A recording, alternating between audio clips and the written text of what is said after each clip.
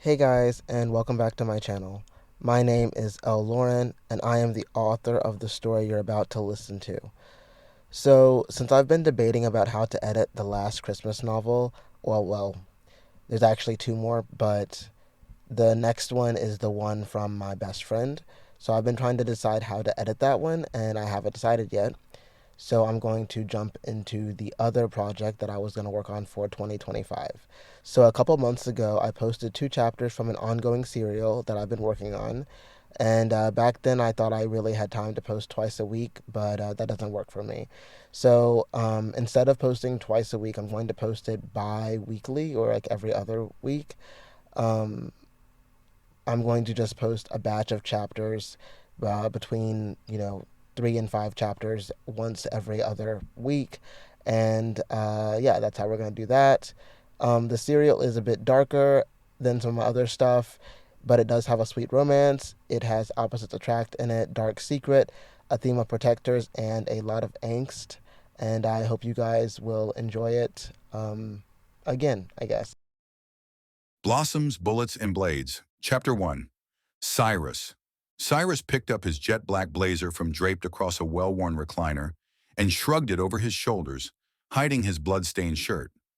Box-toed loafers creaked over a bed of broken glass, and his target exhaled soft gurgles from behind the couch. Moonlight spilling in from floor-to-ceiling windows guided him back to the front door. A gaunt-faced man in a wide-brimmed hat and ill-fitting suit greeted him as he opened it. "You called, Gideon?"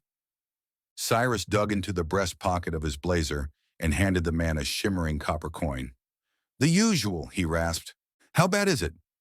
The man accepted the coin, tucking it away before motioning behind him to a nondescript cargo van. On cue, a half-dozen men exited the van and marched past Cyrus straight into the house. Cyrus didn't respond. "Well," the man straightened up a little bit, though even at full height, he barely reached Cyrus's shoulders. "It's always a pleasure doing business with you." "Until next time," Cyrus said, adjusting his blazer and walking past the man. He took measured steps towards his vehicle, wincing after each one and exhaling a heavy sigh when he finally collapsed inside his vehicle, melting into the black fabric seats. As the men worked, coming in and out of the home with both cleaning supplies and bodies wrapped in bright white dressings, Cyrus dug around his car. From the glove compartment, he grabbed gauze. From the center console, he recovered a small bottle of crystal-clear vodka. With the gauze in his mouth and the alcohol in one hand, he ripped open his button-down and tore through the ribbed white undershirt, exposing raw and wounded skin. He sucked in a deep breath, bathed his open wound in alcohol, and packed it with gauze, pressing into the wound for a full, agonizing 30 seconds. Sweat beaded his brow as dizzying pain radiated through him. When he released the wound, he gulped ragged breaths, nostrils flaring with each inhale. He took a swig from the little bottle and put all the supplies away, stashing them back in the compartments he retrieved them from before starting his vehicle and driving away. His wound reminded him of its presence with each turn of the steering wheel and each even subtle twist of his body. The drive from his Mark's home to the Velvet Rose was nothing less than torture, but he made it, climbed out of his vehicle with a hand braced at his side, and surrendered the keys to the valet. "Mr. Gideon," the valet greeted him. Cyrus nodded. "Clean her up," he grunted. "Please." "Sure thing. You're looking pretty rough. Hard night." Ignoring the question, Cyrus took measured steps from his vehicle to the concrete steps of the Velvet Rose. Over 20 stories high, the building towered over him, shading him from sunlight in the day and moonlight in the night.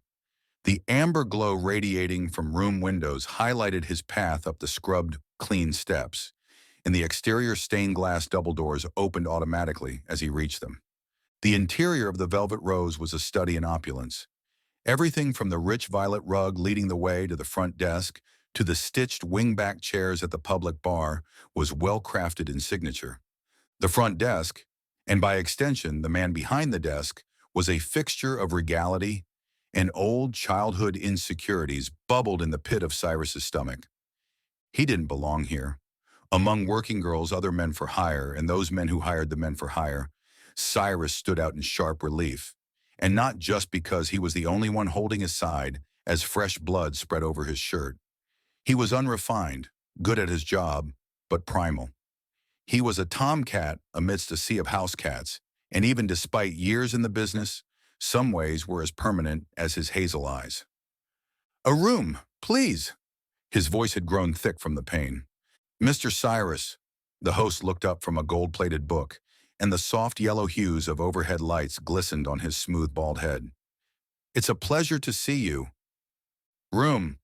Yes. Would you like an economy suite or a luxury suite?" Cyrus gripped the counter with one hand, bracing himself. "Economy is fine." The man leveled with him with cold, steel-blue eyes. Then he scanned him over, assessing him. "Mr. Cyrus, would you care too for a doctor?" "How much?" "For an old friend, nothing." The man flipped through the book in front of him, scratching on the tea-colored paper with a wooden-handled fountain pen. He dipped it once, paused for the jet-black ink to spread, and then continued. "How is your other half?" "Better than me right now." "Indeed," the man actually chuckled. Once. The corners of thin lips lifted into the barest of smirks. It shaved a decade off his features, but it was gone as quickly as it had come. "The doctor will see you now, and I will have your room prepared." "Thanks, Atticus." "It's a pleasure. It's good to see you well, sir." Without another word, Atticus went back to his notes, receding into the background like another piece of furniture. Cyrus trudged away from the counter, straightening himself up and putting one careful foot in front of the other. He passed the open bar, receiving polite nods from the staff, and disappeared down a quiet hallway. When the crowd faded from view, he braced himself against the wall until he reached the doctor's office, the third door down the hall. The doctor looked up when Cyrus poked his head in. "Atticus made an appointment for me?" "So he did. Gideon, was it?" Cyrus nodded. "Take a seat here, and let me take a look." Cyrus nodded again and eased into the leather examination chair, wincing as he leaned back. Shaking hands unbuttoned his blazer and his shirt, revealing how much the blood had spread. The packed gauze had gone from bright white to deep crimson red, but it could have been worse. The doctor rolled his chair closer, pulling a pair of thick-rimmed glasses from his breast pocket and placing them on the long bridge of his nose. The man was older than Methuselah and slower than cold molasses in January. Cyrus dropped his head back on the table as the man leaned in and slid on a pair of powder blue surgical gloves. He removed the gauze, placing it on a metal tray, and then inspected the wound with a thoughtful hum. "What happened here? Trouble at work?" "An accident." Cyrus glanced up at the ceiling. "Yes, at work." "You should be more careful, sir." "Sure. I will try to be more mindful when I am getting stabbed with a butcher knife," he snapped, wincing as the man poked and prodded at him. With a pair of forceps and a scalpel, the doctor cleaned the jagged edges of the opening. "You would take care to." The man dabbed his skin, wet his lips, and continued. His hot breath tickled Cyrus' raw flesh. Cyrus closed his eyes, reviewing his job performance as the other man worked. He hated watching anyway. The job hadn't actually been hard or bad. It was a miscalculated move on his own behalf, and his own clumsiness led to a knife in his side, piercing through layers of skin, but apparently missing the vitals. He assumed the knife had missed the vitals as he was still sitting relatively upright and the doctor hadn't mentioned it. But for all he knew, the man could have been stitching up his spleen. He assumed humans had one of those, but he wasn't confident in his knowledge of the organs in the human body. He couldn't say biology was his favorite subject in school. Save for the attractive teacher, Miss Eisenberger, there wasn't much for him in biology class. "How are we doing?" the doctor prompted. "Good," Cyrus grunted, breath hitching as a needle stabbed through him. "Now you're going to have to take it easy for a few days. Take some days off so you can heal properly." "If I don't?" Cyrus cracked his eyes open and glanced towards the other man. "If you don't, you'll be seeing me a lot sooner than you want to." "Yeah," he hissed. "Well, I'll see what I can do." The man wet his lips again, leaning in even closer as he slid the needle through the layers of flesh, pulling each stitch tight until the skin came together. "Finished yet?" "Almost," the doctor chided. Cyrus closed his eyes again, letting his thoughts travel right back to the middle-aged curves of Miss Eisenberger. She had been a good-looking woman, young when they were in high school. She'd be in her 40s now, at the latest her 50s, which was still a respectable age. She'd be well past the insecurities plaguing young women and into her pubic hair don't care phase. All right, the doctor said. You're done. Cyrus grunted and sat upright. The pain still radiated from his wound, but blood didn't. He handed Cyrus an unnamed bottle of little white pills. Take 2 every couple hours. They will make the pain less, or they will put you to sleep. Thanks, Doc, he hissed. Until next time. Until next time. The doctor wheeled his chair over to the sink as he peeled off his gloves. He tossed them into the trash and squeezed a dollop of thick pink liquid onto his hands, scrubbing them under steaming water. Cyrus slid off the chair, pocketing the pills and exiting the office. He escaped to his suite, which had been stocked with a myriad of things, including economy t-shirts and sweatpants in his size. He peeled out of what was left of his work clothes, disposing of them, showering, and then putting on the provided sweats and t-shirt, drying damp curls with a fluffy towel. As he tucked his wallet, pocket knife, and cell phone into his pockets, the suite phone rang. Hello? He answered. Good evening, Cyrus. I wanted to make sure you were settled in. Atticus's calm voice was on the other line. Yeah. How was your visit with the doctor? Pleasant as always. As always, Atticus echoed. Shall I send dinner to your room, or have you made other arrangements? Not hungry. Thanks, though. Complimentary food services are included with your package, sir. There is no need to thank me. Thanks for the clothes, too. Included with your package, sir. Right. Well, Cyrus trailed. If there is nothing else, I will let you enjoy the rest of the evening. If you are so inclined, you can receive a complimentary alcoholic beverage at the attached bar. Yeah, I know. I think I will. Thanks. Cyrus ended the call before Atticus could make any more suggestions, and he dunked his feet back in his loafers, strolling out of the room, down to the first floor, and taking a left at the lobby entrance to the bar. He sat in an empty stool. Your usual, Gideon? A woman placed a napkin down in front of him. Number. Let me have a beer. Guinness fine for you? You look like you've had a pretty bang-up day, she observed, letting a smile play on her soft pink lips. She barely looked old enough to drink, let alone be serving the city's underbelly. Sure. Get him a Bud Light, a much more playful voice said over his shoulder. Bud Light, I promise. Guinness is fine, Cyrus interjected. Don't listen to him. When have men ever known what they want? A man got us in this mess after all. A woman collapsed in the seat next to him, folding her arms and leaning on the table. A cascade of chocolate brown hair framed her face and pooled on the counter, and large brown eyes fluttered towards Cyrus. Ruby, Cyrus named her.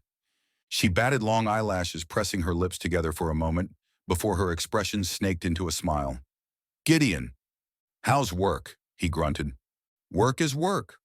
What are you doing these days? The usual. She settled in her seat. Can I get a vodka lime and soda? Sure, the bartender said, winking in Ruby's direction.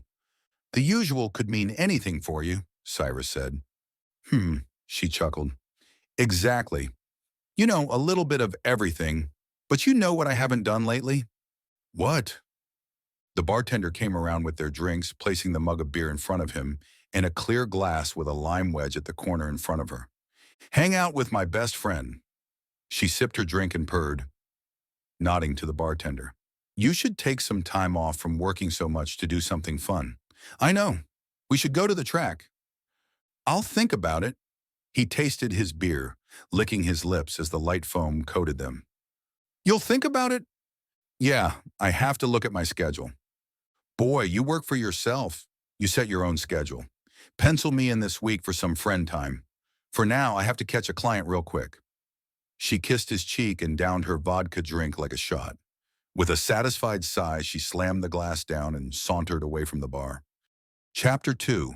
Jericho. Pop. Pop. Pop. Jericho squinted down the scope of his rifle before lifting it away from the target, flipping the safety, and drawing the target to him while uncovering one of his ears.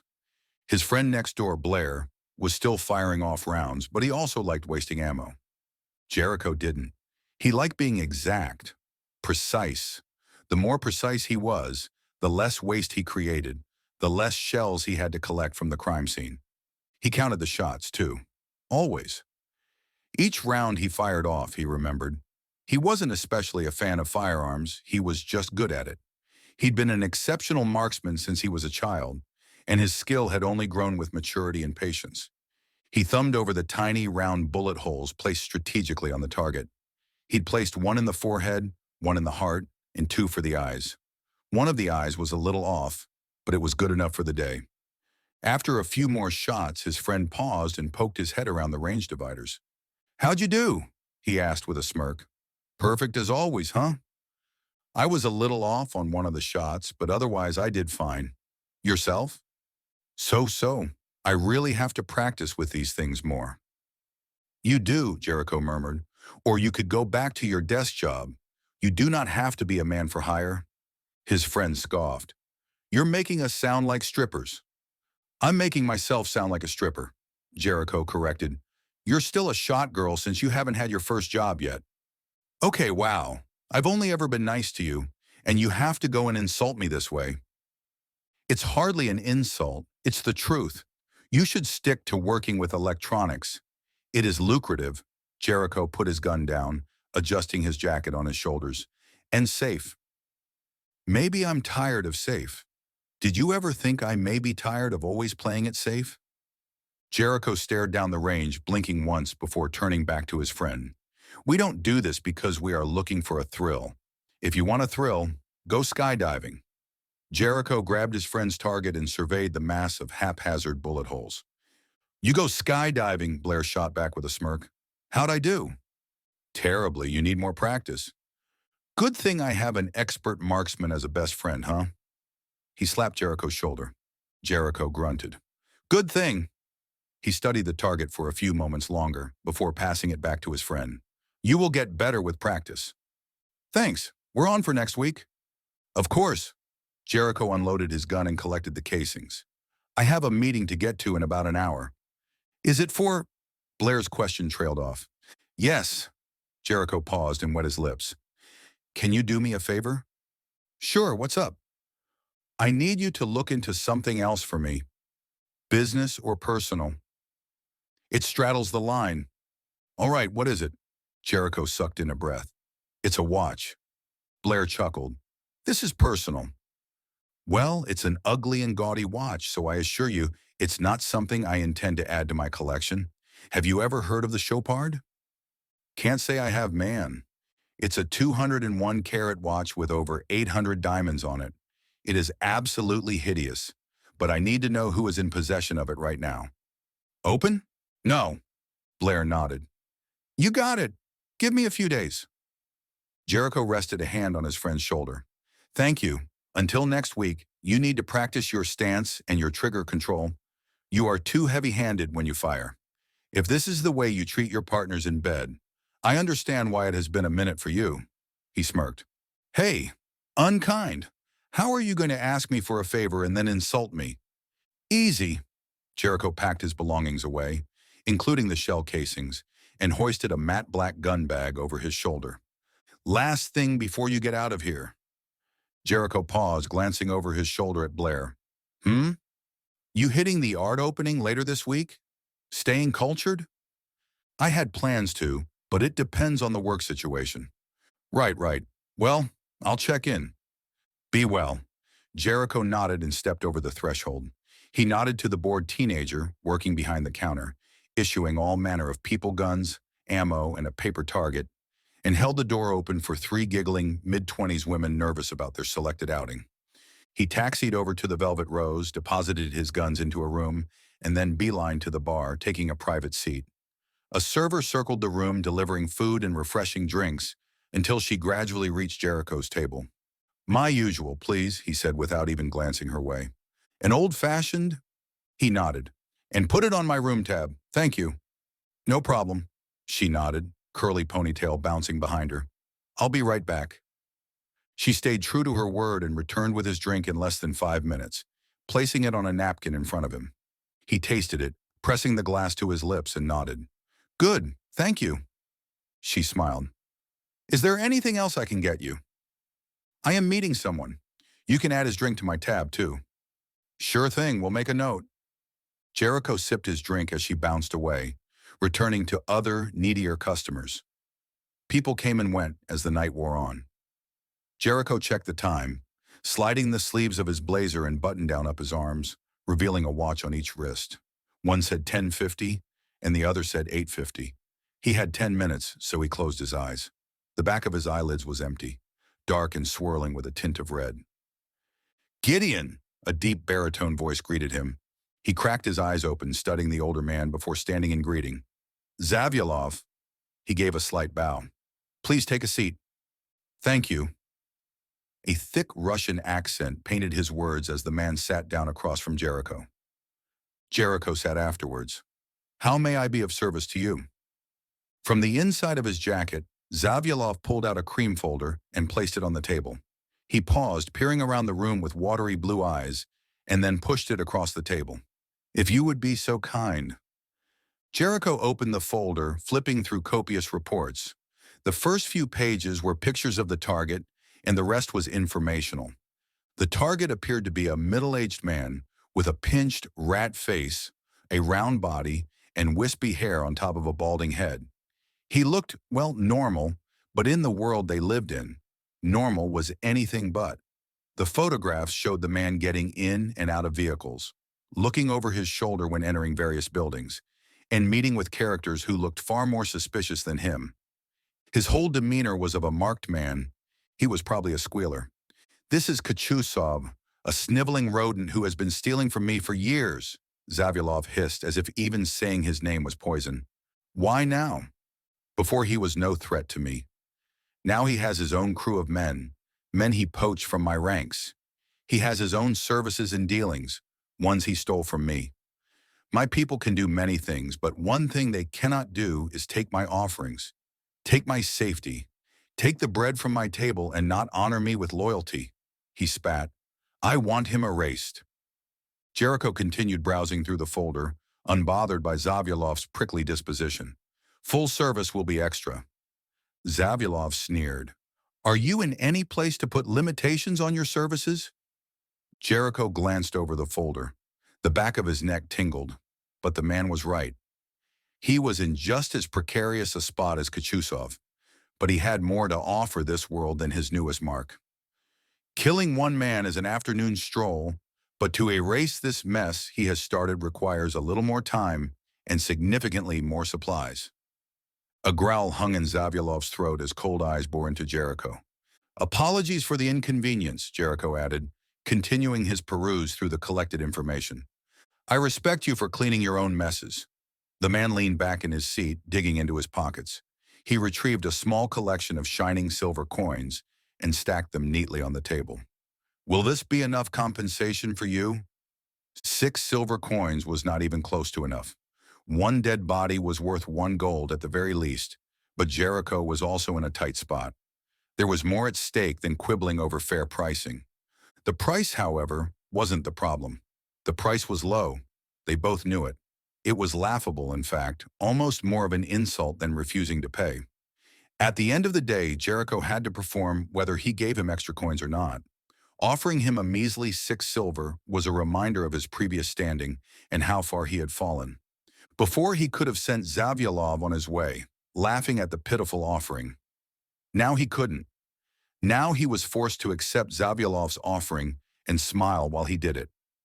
Jericho ground his teeth as he scanned the area, biting back a slew of insults and taking a deep breath. "How soon?" "Presently." "I'll do my best," he muttered, closing the folder and placing it back on the table. He slid the stack of silver coins closer to him, placing them one by one on top of the folder. "If there is nothing else," Zavyalov prompted, "it was a pleasure speaking with you." "The pleasure is all mine." Jericho paused at the 4th coin, tapping the surface of it before he pushed his chair back and stood up. He bent forward into a bow as Zavyalov stood and mirrored him. His wasn't as deep, but it didn't have to be. Zavyalov left, and Jericho stayed standing, drumming his fingers on the table, before he pocketed the coins and grabbed the folder and his watered-down drink. He moved from his table to the bar and sat down at the far corner. "Hi, I can get a new one of those for you," the bartender chirped as she approached him. Her frizzy hair bounced with her movements, and her brown doe eyes glanced from the sweating drink to his face. Number this one will do, thanks. Are you sure? She lifted both eyebrows. Your new client didn't seem too enjoyable to talk to. I can understand if you may want something a little stronger now, or at least something fresh and not water. I'm fine, truly. Has it been a quiet evening for you? Relatively, she admitted, quirking her lips into a shy smile. 3 more days and I'll be through week 1. What day? I started last Wednesday, so come Wednesday, I'll have completed my first week of work ever. Ever? She nodded. Ever. Interesting choice of first jobs. She shrugged. I like mixing drinks and talking to people, and some really interesting people come through here. You have no idea. Jericho swirled his drink, mixing the layer of water with the layer of alcohol before he put it to his lips and gulped it down. It wasn't pleasant, and his face screwed up in a wince as he placed the glass back on the table. The bartender giggled. I told you I could have gotten you another. Jericho shook his head. And I said no need. She lingered in front of him, twisting back and forth, desperate to stay in his company, but out of logical reasons to do so. Jericho pressed his lips together and frowned as he suppressed a smile. You've got new customers on the far side of the bar, and I should be going. Oh, right, her cheeks flamed. Have a good night, okay? You too, and cheers for making it halfway through your first week of work. Jericho grabbed the folder and coins and exited the bar. Chapter 3, Yonas. Flowers were everywhere. On the counter, on the floor, even on his round workbench seat. Their fragrant scent filled the building, and Yonas was in heaven. He'd always loved flowers, from roses to gardenias and everything in between. He even liked the trumpet-shaped perennials stocking the front yards of suburban homes. His mother had them too, after all. His favorite flowers were jasmines, though. They smelled the sweetest and the loudest for such delicate features. They were a great accent to any bouquet, enhancing all scent profiles. The delivery, however, was all white in preparation for a busy wedding season. The sun was beginning to warm the frozen ground, and plants were waking up from their multi-month slumber. Jonas's life was about to get busy again. After 6 years of owning his own business, he knew the trends at this point. He had become accustomed to the slow winters where he did a full inventory, pre-made bouquets, and worked on his expenses. He planned a budget for the next year, flipped through wedding catalogs, and surveyed the expected trends for the next year. He wasn't obsessed with weddings. He didn't even want to get married, but he loved flowers. And because weddings were one of the most flower-intensive events, he did a lot of them. To be fair, he definitely preferred weddings over funerals, but both had their own appeal. Weddings, for one, were highly focused on white with occasional pops of color. The colors for funerals ranged. Oh, honey, I'm so sorry I'm late, an older female voice said as the back door swung open and closed. Did the delivery already arrive? Mom, Yonas called. I'm in here, and yes, the delivery is already here. She breezed in, collecting a bundle of baby's breath and replacing it with her purse. You won't believe the morning I've had, she started, propping her sunglasses on the top of her perfectly shaped afro and inspecting the bundle she had in her hands. What happened?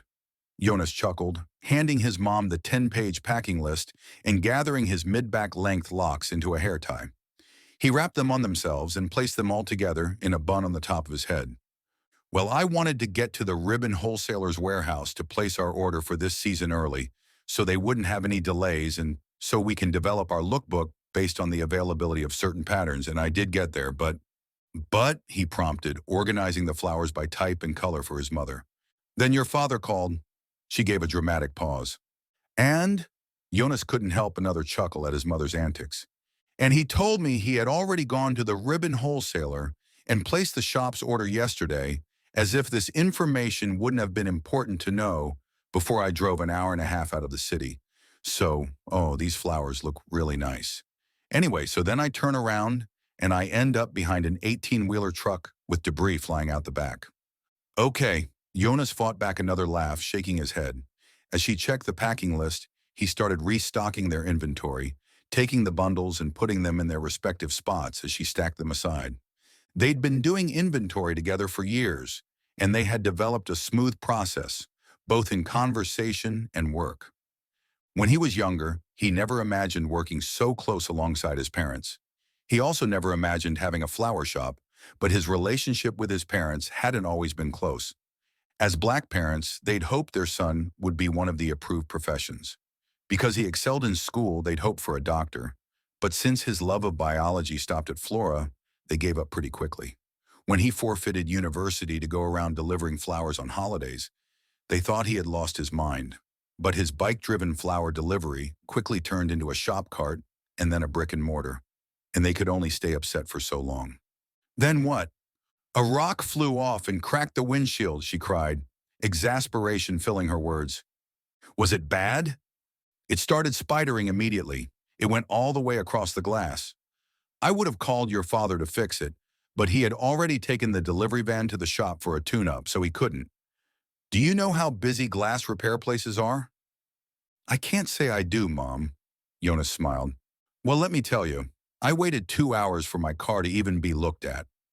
When it was finally my turn, they were out of the specific glass needed for my car. So then I had to wait even longer until they had it delivered from the warehouse. Sounds like you had a day.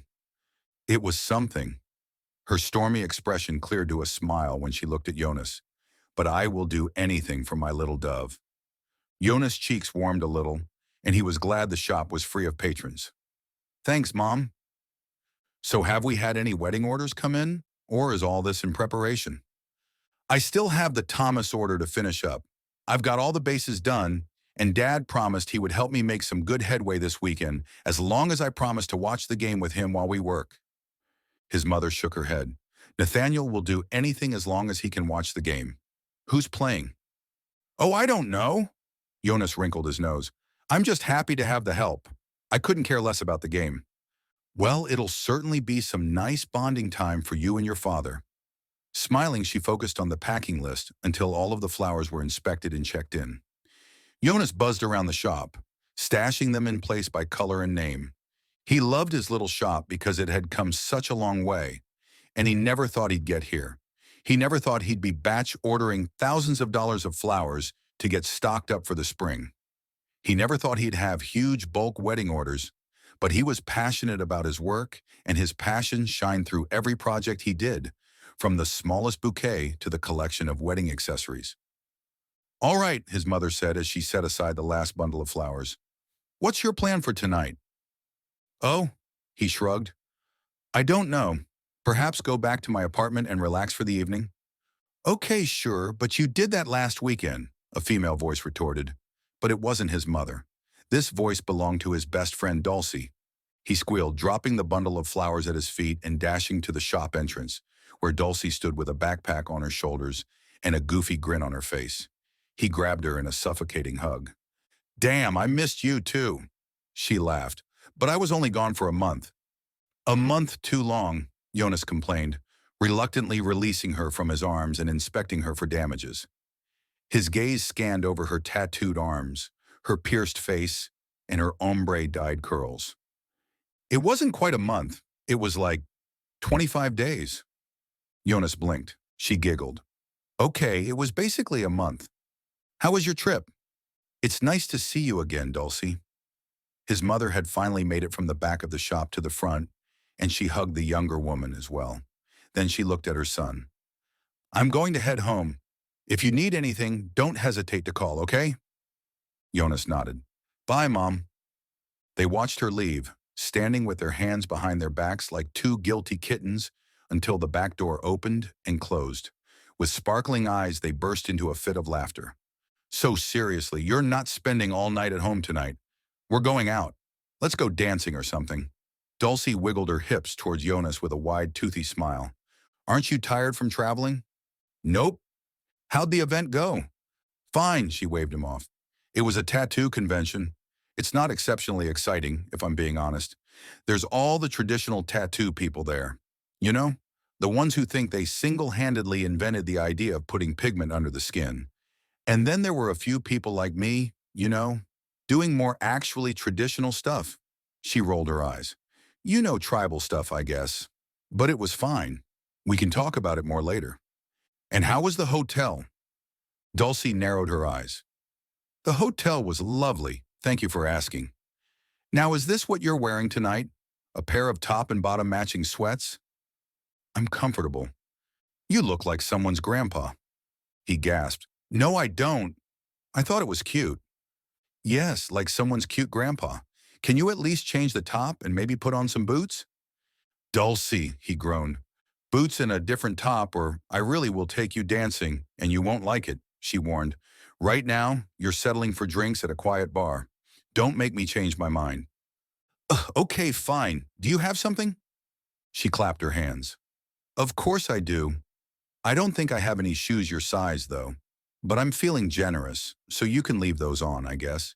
They're not too bad. They're not sneakers, after all. So kind of you, he teased. You're welcome.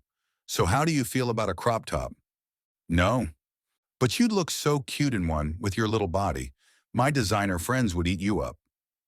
Treat me like Taylor Swift and consider my belly button something not for public consumption.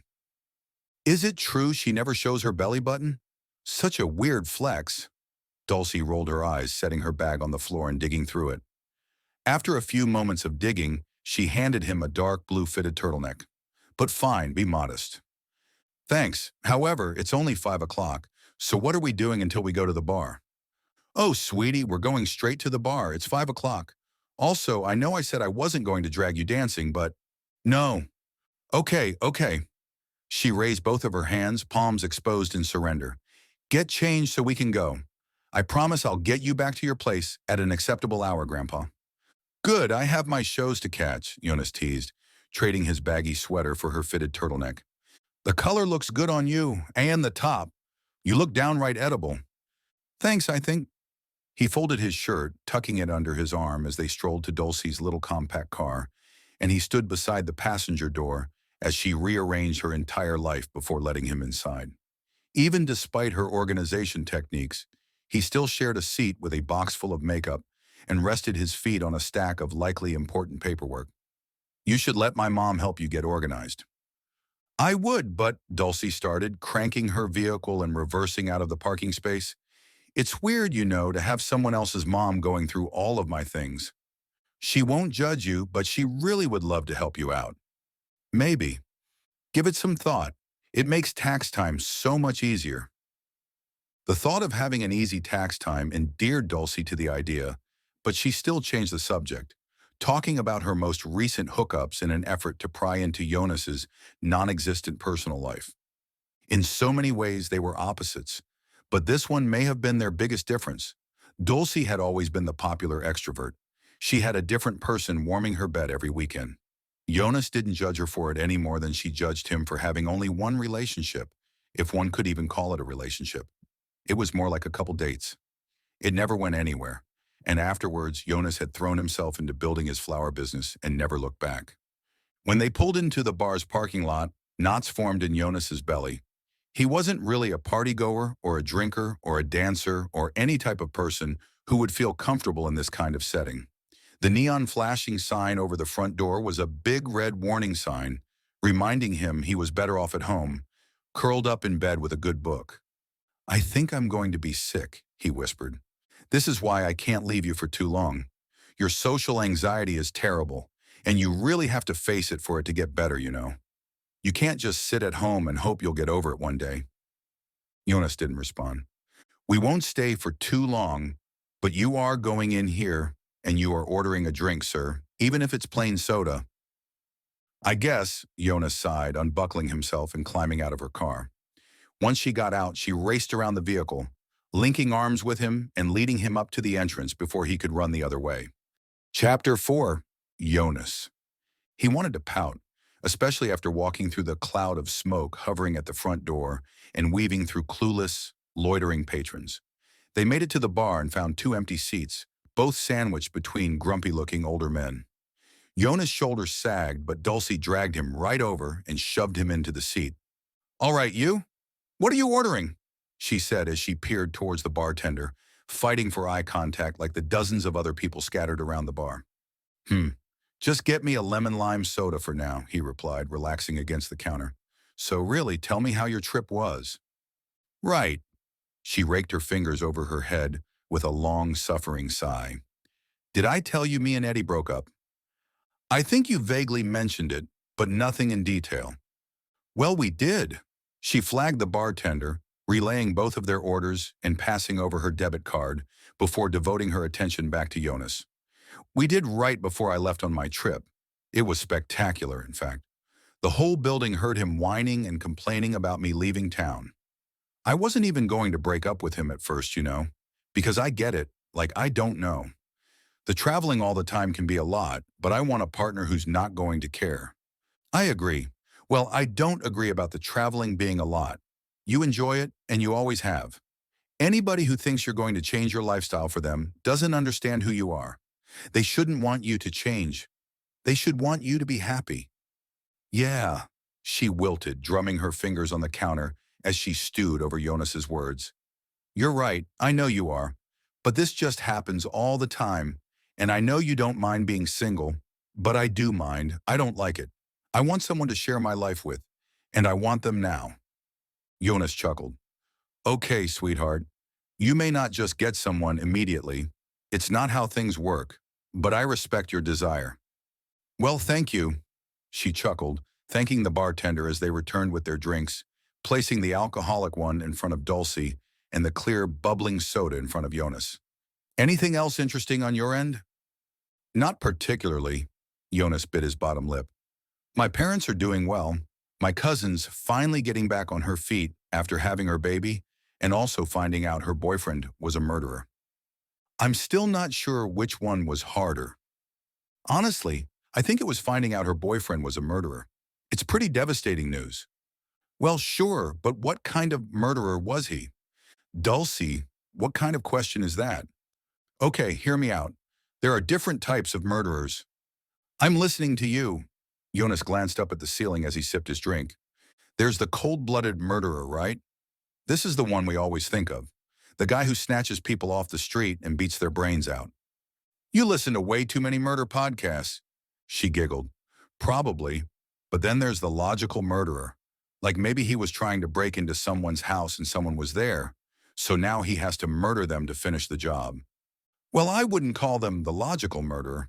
More like panicked murderer if you ask me. She hummed thoughtfully. You know what? You're right. If you kill someone just in a break-in, it's definitely the panicked murderer. A logical murderer would be like, she trailed, someone who kills someone because it's the logical next step, a tenor voice cut in. Jonas blinked and jerked around with wide eyes. Felix, Dulcie drawled, tone tentative but bubbling with excitement. The one and only, he chirped. Oh my God! Dulcie launched out of her seat and tackled him into a hug. Jonas couldn't wipe a stupid happy grin off of his face either. Welcome back. When did you get home? A few weeks ago, actually, he admitted once Dulcie released him. I've been meaning to stop by the shop, but I've been busy getting settled again. You could have called us to help you. Dulcie poked him in the side. I know, but it was way too much of a mess, and I wasn't getting too much time on my hands after caring for Grandma all day anyway. Oh yeah, I heard about what happened to her. My mom was over at you guys' place all the time for a couple weeks, Jonas said, frowning. But I didn't know you were back. I don't think she ever mentioned it. It's okay, really. I was too busy to hang out. Are you sure? Jonas lifted both eyebrows. Yeah, I'm sure. Now give me a hug before I take it back. Jonas's smile was tentative, but he slid out of his round bar seat and into Felix's arms, wrapping his arms around Felix's shoulders. I missed you, he whispered. I missed you too. Felix stole a kiss to Jonas's cheek before releasing him. All right, now since the trio is back together, what kind of shenanigans are we going to get up to? Not too much unless you consider a funeral a shenanigan. Could be, could be. Dulcie nodded, weighing the potential. Funeral? Jonas asked. Yeah. Felix rubbed the back of his head. This is probably not the best time to tell you guys this at all, but Grandma passed this morning. It's been a doozy of a day, and I was going to start making preparations tomorrow. I just needed some time. Of course, Dulcie grabbed him right back into a hug. I'm so sorry. Anything you need help with, you know I'm here. Me too. You know I've got you for all the arrangements you need, and anything else I can help you with, Jonas agreed. But Dulcie squeezed Felix harder before letting him go again. You didn't come out tonight to talk about Grandma. You came out to relax, so let's relax. Do you want your usual? Please, Felix said, stealing the seat to the left of Dulcie as the other patron paid his tab and headed for the exit.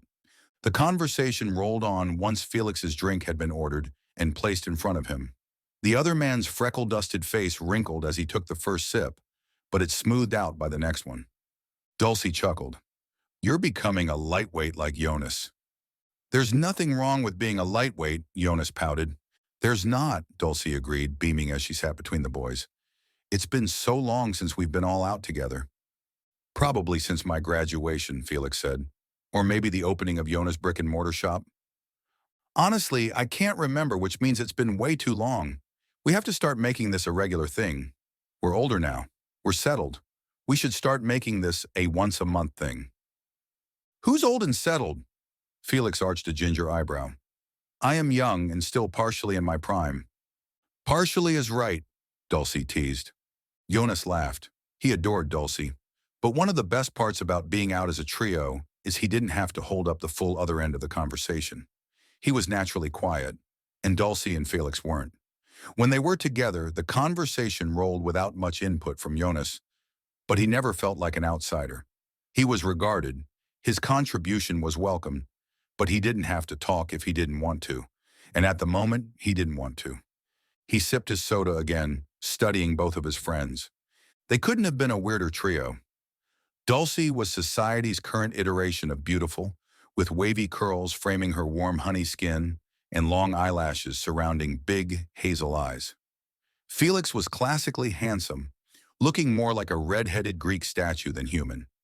His strong chin accented his pink, downturned lips, and his sleepy bedroom eyes stole the hearts of women and men alike.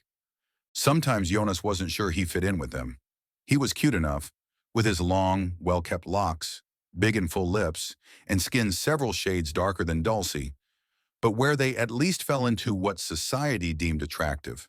Social media, television, and magazines didn't hesitate to remind him just outside that scope he was. Neither of his friends never hurt for prospects, but whenever he signed up and logged into dating apps, his inbox was full of crickets. Well, there was always the occasional man hitting it up in hopes he was open to playing weird race games, or the man hoping he was packing downstairs. He rarely ever got men who were generally interested in meeting him, unlike Dulcie, who had a new date every week, and Felix, who couldn't beat the women off him, even with a stick in each hand.